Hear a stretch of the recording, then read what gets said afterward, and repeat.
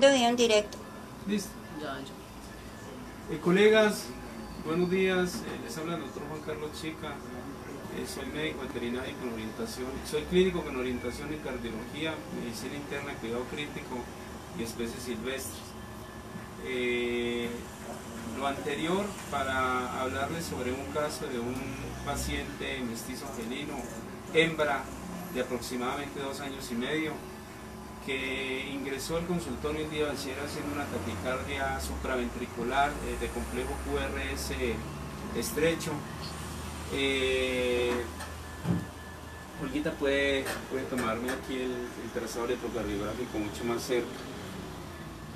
Podemos ver que en los felinos el trazado electrocardiográfico es muy diferente al trazado electrocardiográfico en los perros. Aquí podemos ver un trazado electrocardiográfico del paciente Candy, ¿sí? Aquí lo pueden ver, acerca un poquito. Vemos de que los milivoltios en cuanto a despolarización y repolarización auriculoventricular son mucho más bajos. Los gatos manejan aproximadamente una onda R de 1 milivoltio, 1.2 milivoltios. En cambio los perros pueden llegar hasta 2.5 milivoltios y ser normal. Y el trazado es mucho más diferente. Les quería mostrar un trazado electrocardiográfico de un gato, y el trazado electrocardiográfico del perro maneja un voltaje mucho más alto y en los gatos no se presenta. Este es un paciente que está haciendo una P pulmonar, está haciendo una taquicardia supraventricular de complejo QRS estrecho. Al ingreso entró haciendo 228, 250 de frecuencia respiratoria. Y en este momento está siendo tratado con oxígeno y lo estamos monitoreando. Paciente Candy de 2 años y medio, como les recordaba, es un paciente que no tiene historia de vacunación, ¿sí? Entonces para muchos de mascotas que no están viendo, hay que vacunar las mascotas. Hay que colocarles las vacunas que se le coloca a los gatos, no solamente la vacuna que coloca el gobierno, que no da titulación de anticuerpos, sino que hay que colocarles la vacuna de la panleucopenia infecciosa felina, que prácticamente es la parvovirosis en los gatos. Hay que colocarles la vacuna de la triple felina, que es calicivirus, rinotraqueitis,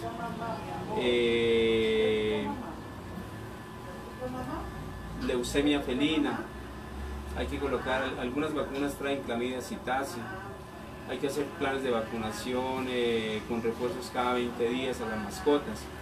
Es un paciente que no tiene una buena historia clínica de vermifugación o desparasitación, y es un paciente que desde niño está siendo alimentado con un concentrado no óptimo para él. Sabemos que la mayor parte de las dietas en todas partes del mundo, antes de que existieran los concentrados, las dietas no traían carnitina ni traían taurina. Por lo tanto, la mayor parte de los gatos y la mayor parte de los gatos que no consumían carnitina y que no consumían taurina hacían déficits cardiovasculares, hacían problemas cardíacos.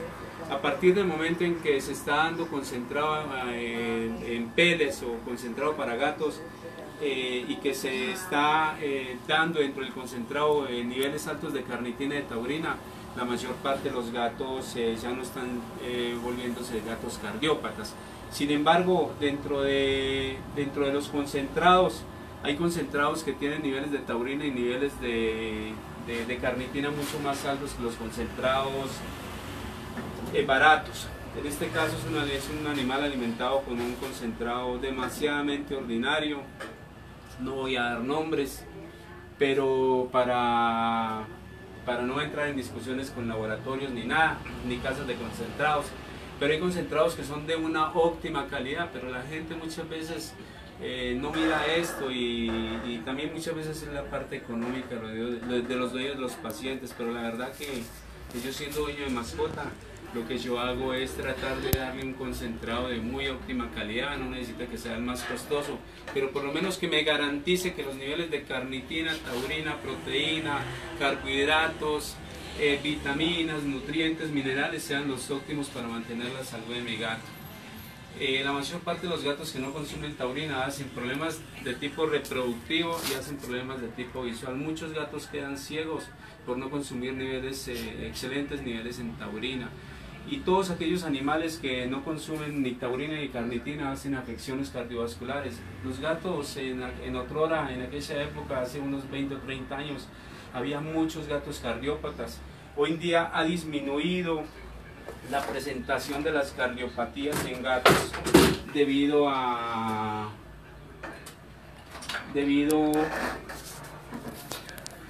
los concentrados que ya están manejando niveles altos en taurina y carnitina. Este es un paciente, ahí lo vemos que tiene una frecuencia auriculoventricular mucho más estable, está haciendo frecuencias de 69, 72, 110, de todas maneras hay una arritmia que debe ser manejada. Habíamos hablado en programas anteriores que muchos de estos pacientes que están haciendo diversos tipos de arritmia, pues hay que manejar drogas antiarrítmicas, o sea, hacer una cardioversión, y la cardioversión debe ser, hay dos tipos de cardioversión, que es eléctrica, es colocar choques eléctricos de corriente continua, que se colocan con las paletas, con estas paletas les voy a mostrar, se colocan en choques eléctricos, y cuando hacemos cardioversión, la cardioversión la hacemos para volver el corazón a sus niveles normales y que el corazón esté latiendo completamente normal, o sea que el nódulo sinusal comience a trabajar y nos trabaje entre 70 y 120. Estas paletas ustedes muchos han visto en programas de televisión cuando un paciente hace una parada cardiorrespiratoria o hace una sistolia y lo defibrilan con las paletas. Entonces es muy importante, pero cuando están haciendo arritmias ventriculares, muchos pacientes que hacen arritmias ventriculares, que hacen taquicardias ventriculares sin pulso, se puede cardiovertir el paciente. Es una cardioversión con choques eléctricos que se coloca acá en el corazón, se coloca la paleta del ápice aquí inferior al corazón y se coloca la paleta del esternón más o menos acá. Se carga el paciente, se le da la carga en joules. Digamos un paciente que pesa 1 kilito, se le da la carga, se coloca el cargador acá, ahí ven cuando cargó, ¿sí? Y se dispara, no lo voy a hacer en mí porque me puedo cardiovertir, puedo hacer una fibrilación, pero ahí van a ver cuando él dispara. Ustedes ven que las personas mismos llegan y se levantan así, ¿sí? Entonces dispara uno, ahí van a ver cuando aquí se mueve, ¿sí? La cardioversión medicamentosa en muchos de estos pacientes, la dosis es 0.5 a 1 joule por kilo cuando hacemos cardioversión, y hacemos cardioversión cuando el paciente es de elección, cuando el paciente llega al consultorio. Vemos que no nos está marcando porque toca colocarle, ha perdido un poco el conductor. Muchos de estos pacientes que están haciendo arritmias o taquiarritmias, complejos prematuros persistentes, extrasístoles ventriculares auriculares, fibrilaciones atriales, fibrilaciones ventriculares, que hacen bradicardias sinusales, cualquier problema a nivel cardíaco que lo detecte el electrocardiógrafo. Muchos de estos pacientes, ¿qué se me hizo este otro? Muchos de estos pacientes es necesario cardiovertirlos en el consultorio cuando están haciendo taquiarritmias o sobre todo. Ahí vemos otra vez que volvió el trazado, ¿sí? Ahí vemos la taquiarritmia que se está presentando en el paciente. Lo otro que podemos hacer es cardiovertir. Entonces cardiovertimos ¿qué tipo de pacientes? Pacientes que están haciendo taquicardias, fibrilaciones ventriculares y taquicardias ventriculares sin pulso. Esos son los pacientes de cardioversión. ¿Cómo podemos hacer también cardioversión medicamentosa? Entonces colocamos antiarrítmicos, colocamos bloqueadores de canales de calcio, bloqueadores de canales de potasio, bloqueadores de canales de sodio, por ejemplo como la lidocaína, ¿sí? La procainamida. Podemos hacer cardioversión medicamentosa. Sabemos que los antiarrítmicos son los grandes engañadores, los grandes mentirosos del corazón, pero si yo coloco un diurético, coloco una furosemida, coloco una espironolactona, yo puedo hacer cardioversión medicamentosa. En cierta forma, la furosemida o la espironolactona, al el oxigenarme el corazón y disminuirme la precarga cardíaca, la furosemida o la espironolactona me actúa como antiarrítmico. Eso ya lo habíamos hablado en charlas anteriores. Los inhibidores de enzima convertidora de angiotensina, como los IECAS, por ejemplo, los ARAS, son antiarrítmicos, no, pero me engañan el corazón, entonces me pueden bajar la arritmia disminuyendo la presión arterial. El pirovendan, que es un lucinotrópico, es antiarrítmico, no, pero me engaña el corazón, relajando el corazón en diástole y oxigenándolo. Entonces, es eso, colegas. Les quería explicar este paciente con esta taquicardia supraventricular.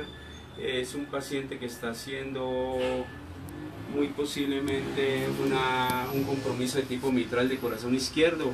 Les iba a explicar un poco acá sobre el corazón. Vemos que esto es un corazón. Esto es un corazón.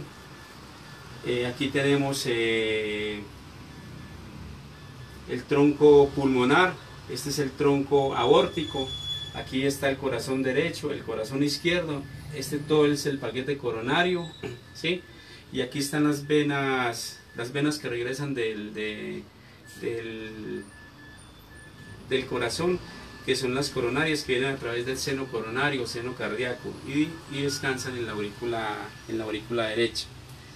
Vemos un corazón por dentro. Este es un corazón por dentro.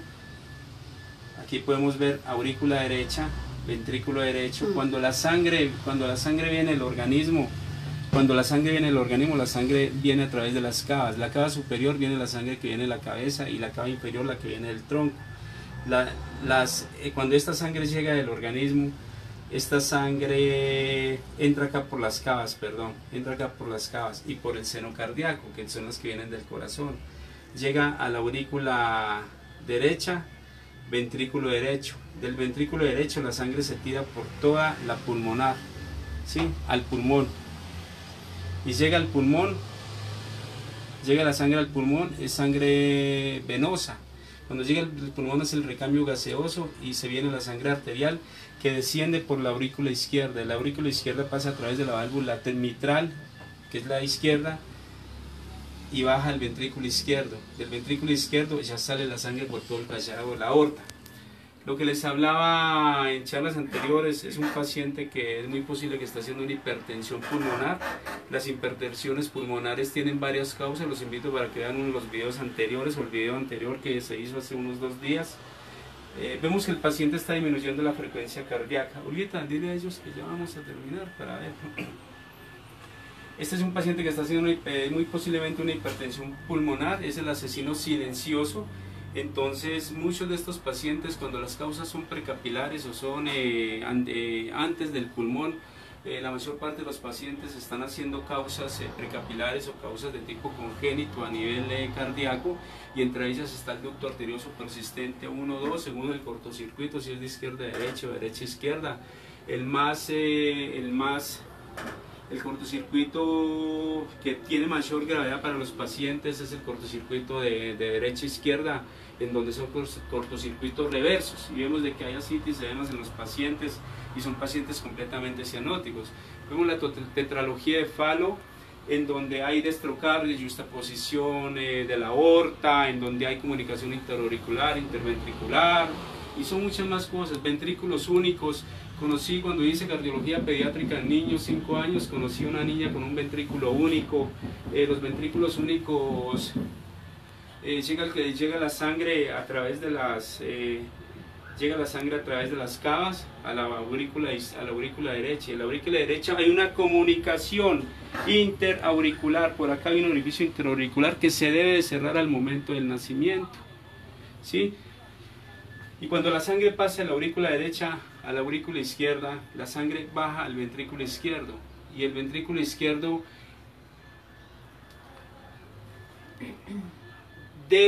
cuando la sangre, estamos hablando de ventrículos únicos, cuando la sangre llega del corazón a través del organismo a través de las cavas superior e inferior, entra por la aurícula derecha, pasa al ventrículo derecho a través de una comunicación interauricular que es normal en el feto dentro de la madre, ¿sí?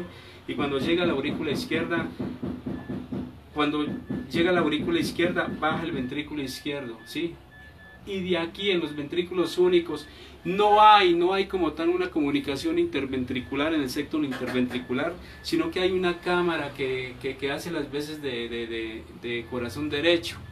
Y esta cámara que hace las veces de corazón derecho realmente no hace contracción ni relajación para nada. Entonces no hay en los ventrículos únicos no hay corazón, no hay ventrículo derecho como tal, no hay una comunicación aurículo-ventricular. Entonces son pacientes, ¿cómo llega la sangre al pulmón? A veces llega al corazón izquierdo y se viene porque no existe el ventrículo derecho, no existe.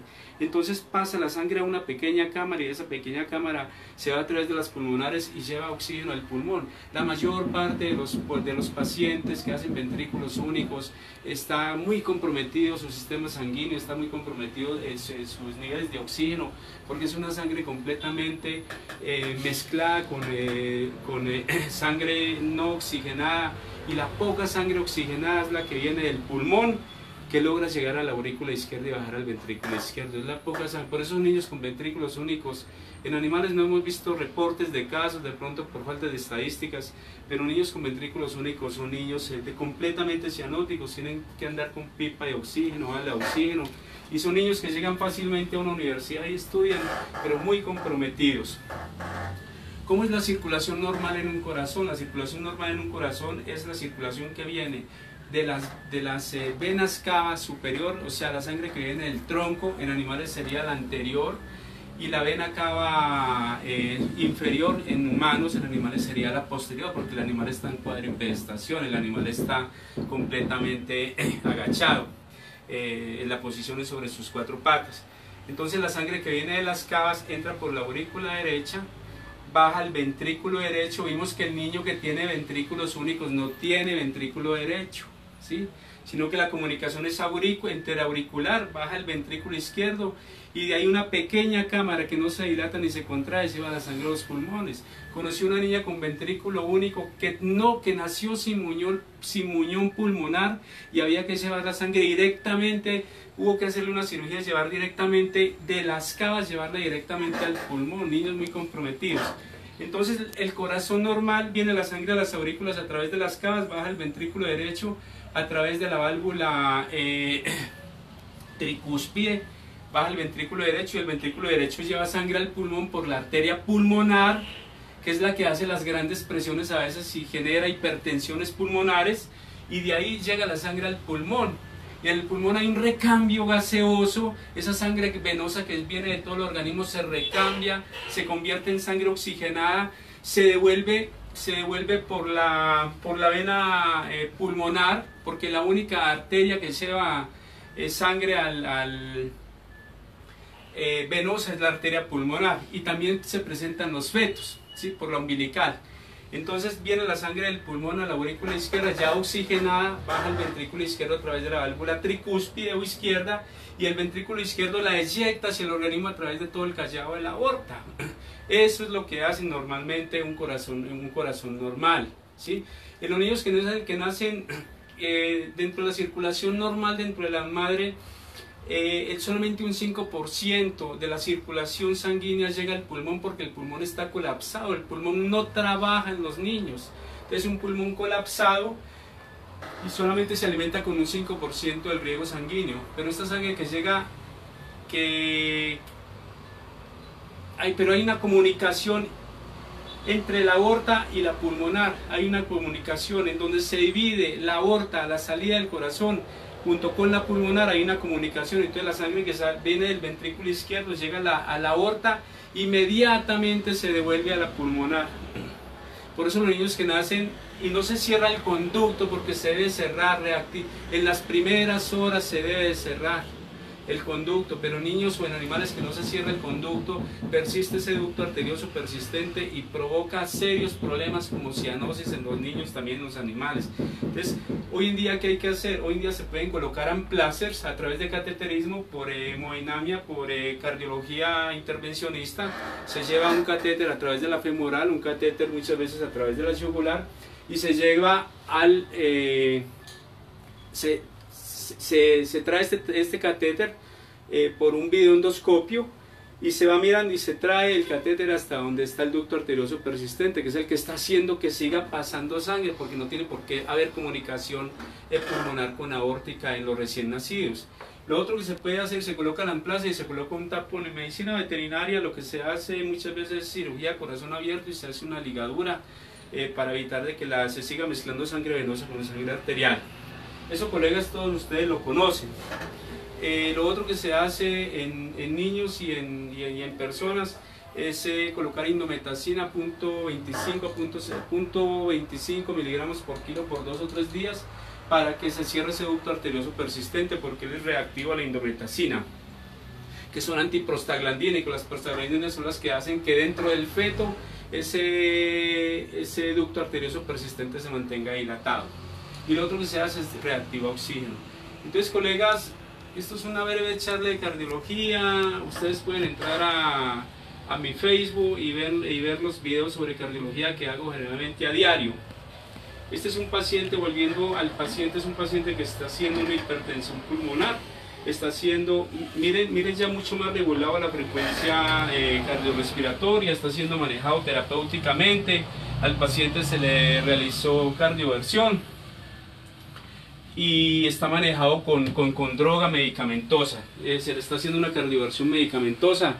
Realmente las cardioversiones en pacientes programados deben ser realizadas por personal idóneo y por personal que conozca del área de cardiología, porque las cardioversiones, como se están haciendo sobre un paciente que está haciendo una fibrilación ventricular o una taquicardia ventricular sin pulso, las cardioversiones hay que realizarlas sobre el complejo QRS, inclusive casi inmediato cuando aparece la onda R hay que realizar cardioversiones, porque si yo realizo una cardioversión y la dosis son 0.5 Joule por kilo, si yo realizo una cardioversión a un paciente que está haciendo una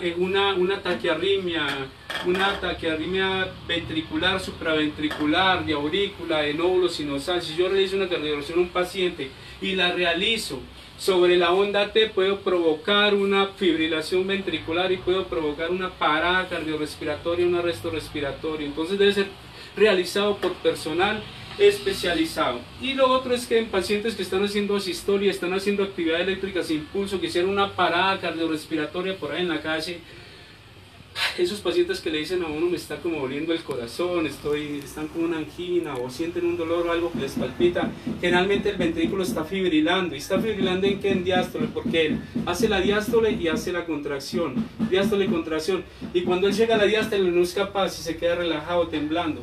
Esos pacientes que están haciendo esas fibrilaciones, tipo de fibrilaciones se pueden también hacer, defibrilar, y se coloca con el mismo aparato el defibrilador, pero la dosis es de 2 a 4 Joule por kilo. Se puede hacer en cualquier momento del complejo porque no hay trazado electrocardiográfico. El paciente está haciendo una sistolia en donde el eje isoeléctrico está completamente plano. Es un paciente que hizo una parada cardiorrespiratoria.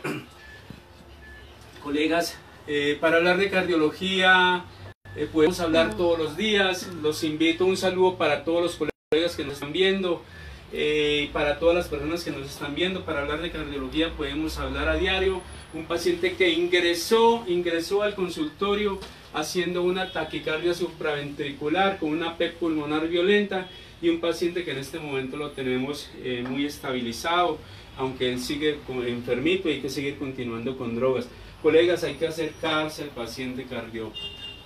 No podemos seguir engañando a la gente de que la gente nos busque a nosotros como médicos veterinarios y seguir haciendo y no ponerle caso, colegas, a la parte de cardiología, porque a ustedes en cualquier momento les llega un paciente bien comprometido y deben de atenderlo. Los pacientes cardiópatas son pacientes de un pronóstico de reservado desfavorable, eso se los digo yo a la gente, pero sin embargo hay muchas cosas por hacer. Olguita, ¿cuántos llevamos de tiempo? Acá. No dice. Acá. ¿A qué horas comenzamos? A las 10:30. ¿Y qué hora es? 11:09. 11:09. Entonces, colegas, lo que yo les hablaba ayer, pacientes que hacen hipertensiones pulmonares, por ejemplo, por tromboembolismos pulmonares, mientras el paciente no se le haga la cirugía cuando hace un tromboembolismo pulmonar y no se saque ese émbolo, ese coágulo que se formó y que está provocando turbulencias dentro del corazón, mientras no se haga esto, el paciente se nos va a morir, colegas. Hay muchos pacientes que podemos, aquí vemos de que no está marcando, pero es seguro por lo que nos está fallando acá los conductores. Vemos pacientes que hay muchos pacientes que podemos sacar adelante, pero toca establecer un diagnóstico claro y tener los medios para hacerlo. Aquí vemos a Candy, les quería hablar sobre esto. Los pacientes deben de tener una muy buena alimentación. No les hablo marcas de concentrados, pero el precio lo dice. Es eso, colegas, para evitar problemas. El pacientes que hacen obstrucciones por mucho contenido en magnesio en las dietas y hacen síndromes urológicos felinos y hay que estarlos destruyendo a toda hora. Muchas veces son por concentrados y otras causas que más adelante podemos hablar sobre eso. Entonces, colegas, les quería hablar acá un momento.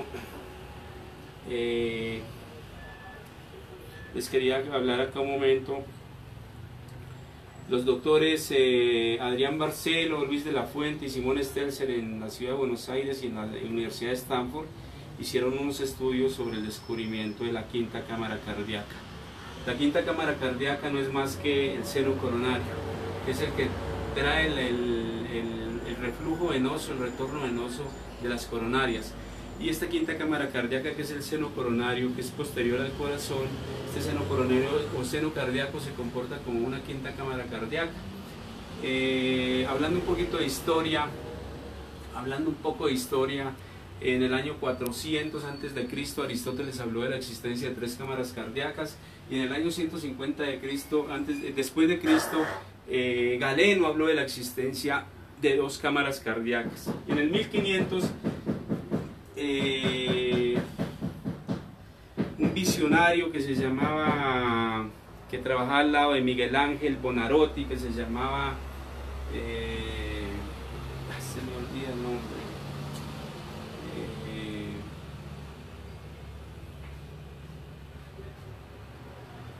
se me va el nombre en este momento. Habló sobre la existencia de 4 cámaras cardíacas, que él fue el inventor del paracaídas, del helicóptero, el inventor de la servilleta. Se me olvidó. Manejaba 14 áreas de la ciencia, medicina, matemáticas, de todo. Dante Alighieri. Y hoy en día los doctores Simón Stelzer, americano, cardiólogo, intervencionista excelente, Luis de la Fuente y Adrián Barcelo descubrieron la existencia de la quinta cámara cardíaca, que no es más que el seno coronario, que aquí lo podemos ver, el seno coronario. El seno coronario tiene una válvula, que es la válvula de Tevesio, y la válvula de Tevesio entra aquí a la aurícula derecha y descansa sobre el orificio auriculoventricular y patológicamente sobre los ventrículos, y a través de ese miocardio primario, primordial u ordinario es el causante de las arritmias cardíacas. Entonces hicieron estudios sobre esto. Nosotros estamos para comenzar un estudio en animales junto con el doctor Carlos Arturo Jiménez Castro, el profesor de anatomía de la facultad, otro profesor que de pronto se nos adhiere, y un PhD en aurículas, para descubrir la existencia de la quinta cámara cardíaca en los animales, que se comporta anatómica y fisiológicamente como una cámara cardíaca. Entonces, colegas, ya vamos a terminar. De esto podemos hablar mucho sobre la existencia de la quinta cámara cardíaca. Inclusive los doctores van para Premio Nobel de Medicina, y nosotros vamos a hacer un estudio en animales que no se ha hecho sobre esto. Colegas, les deseo un feliz día del médico veterinario. Hoy que estamos a mayo 10, la linda profesión de los albeitas. Les recuerdo, la palabra albeitarí viene de la palabra árabe que significa el que cura, y eran médicos veterinarios y médicos humanos que hacían curandería por allá por la península ibérica en el 1600.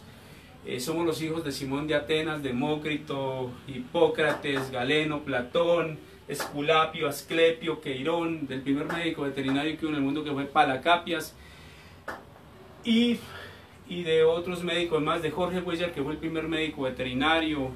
En la Facultad de Medicina Veterinaria, hablando un poco de historia. Por la tarde vamos a hablar de historia en la medicina veterinaria, en apología al Día del Médico Veterinario, hoy a nivel mundial, 10 de mayo. Espero los regalos de todos. ¿Qué le digo? Saludos a su hermana. Y el... Lucelena, Marcela. Lucelena. Un saludo para mi hermana allá en los Estados Unidos, Lucelena. Por acá está el hijo mío escuchándonos. Y aquí tenemos a Candy también poniéndonos cuidado, colocándonos cuidado. Entonces, un saludo para todo el cuerpo médico veterinario que se preocupa por prepararse para salvar vidas, camino a la excelencia. Su primo. Juan David Chica. Un saludo para Juan David Chica, allá en la ciudad de Cali. Juan David. Mauro Hurtado. Recuerde que si... Y para el primo Mauro Hurtado, recuerde, Juan David, que si la sucursal de Cali es el cielo, como dice por ahí el dicho, Manizales es el cielo. Entonces, para todos ustedes, muchas gracias. Más tarde vamos a hablar sobre la historia de la medicina veterinaria, la historia de la medicina veterinaria en el mundo, que está cumpliendo casi 260 años, la historia de la medicina veterinaria en Colombia, la historia de la medicina veterinaria en la Facultad de Medicina Veterinaria de la Universidad de Caldas. Y vamos a hablar como la primer médico veterinaria que existió acá en la Facultad de Medicina Veterinaria se llamó la doctora Gabriela Robledo, fallecida hace unos 2 años. Y los primeros egresados fueron el doctor Gildebrando Vélez, el doctor Álvaro Cardona, y de los primeros profesores, el doctor que le decíamos, el doctor Miguel Álvarez Jaramillo, el doctor o el Pispo. Un saludo para todos los doctores que nos están escuchando. Hernández. Un saludo para el doctor Javier Hernández allá en la ciudad de Bogotá, uno de los grandes médicos y médicos ortopedistas. Esquivel Rafael. Que hay el doctor Esquivel, Rafael Esquivel, y para todos. Le voy a dar un saludo a todos los médicos y a todas las personas que nos escucharon, ya para terminar. Y por la tarde, recuerden que ahora más tarde voy a hacer una charla sobre el origen de la medicina veterinaria en el mundo, Colombia y Manizales. Aquí voy a dar un saludo para todos. Aquí vamos viendo este muchacho que está con oxígeno. Un saludo para Valentina Quintero, mi prima, para Viejo Leo, para María Mariela Osorio, para Paulina Sánchez Villacrés, Manuel Alejandro Patarroyo Corredor. ¿No será Manuel Alejandro familiar del doctor Patarroyo, los doctores Patarroyo? Para Percy Máximo Chumbes, Lorena López Gómez, Cristian Luna Bucardo, el doctor Cristian Luna Bucardo, un saludo. Natalia Arcila Cardona, Fernando H. Vera, Nelson, Marlon Díaz Henao, William Irigoyen, Daniel Murcia, María Silva, colega que trabaja en la ciudad de Montevideo, Uruguay, que tiene una clínica veterinaria. Diana Clemencia Castaño Arias, que trabaja en la ciudad de Villa María. Angie López, que siempre nos está viendo. Michael Villa, uno de los hombres que más sabe de cuidado crítico en México y en gastroenterología. Doctor Villa, muchas gracias, un saludo efusivo desde Manizales, Colombia. Lucelena Chiar, mi hermana en los Estados Unidos. Mauro Hurtado, el primo olvidado, saludo Mauro. Vanessa Gallego, Juan David Chica allá en Cali. El doctor Esquivel Rafael, Javier Hernández Prieto, por acá nos estuvo visitando en la ciudad de Manizales. Esperamos que nos podamos volver a ver pronto. Estos fueron las personas y los colegas que vieron la charla. Muchas gracias a todos. Y estoy muy agradecido de que estén viendo las charlas sobre cardiología y medicina veterinaria que emitimos en directo. Para todos, muchas gracias. Un feliz día del médico veterinario, el 10 de mayo. Y recuerden, todas las personas, llévenle un bombón o un detalle al médico veterinario. Hace que se preocupa por su mascota, que se preocupa por prepararse para salvar vidas camino a la excelencia, que no anda en orgías desenfrenadas con mujeres alquiladas entre música y champán. Entonces un saludo para todos los colegas. Recuerde, colegas, somos médicos veterinarios, doctor Chica, Manizales, Colombia, teléfono 311-502-1449. A ustedes muchas gracias, que Dios los bendiga y que me bendiga a mí también. Muchas gracias para todos, muchas gracias. Démosle fin.